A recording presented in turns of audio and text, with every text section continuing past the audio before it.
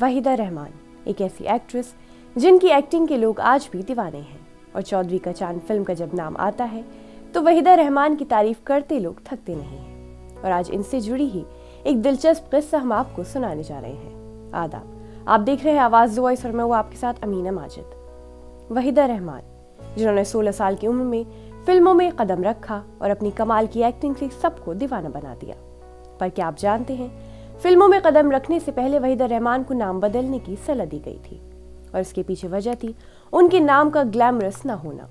और ये बात सुनकर वहीदा रहमान ने ऐसा जवाब दिया कि सब हैरान रह गए। एक इंटरव्यू में बात करते हुए वहीदा रहमान ने बताया कि वो चेन्नई से पहली बार मुंबई आई थी। अपनी मम्मी के साथ वो फिल्म CID साइन करने पहुंची। तब गुरुदत्त ने उनसे कहा कि उनका नाम बहुत लंबा और नॉन ग्लैमरस है, इसलिए उन्होंने नाम बदलना चाहिए। लेकिन वहीदा रहमान को ये बात बिल्कुल पसंद नहीं आई और उन्होंने अपना नाम बदलने से इनकार कर दिया। जिसके बाद गुरुदत्त ने उन्हें दिलीप कुमार, मधुबाला और मीना कुमारी के बारे में बताया, जिनके असल नाम कुछ और थे और पर्दे पर वो दूसरे नाम से जाने जाते थे। इसके अलावा ये बात यही नहीं रुकी, बल्कि फिल्म के डायरेक्टर राज खोसला ने भी उन्हें नाम बदलने के लिए कहा।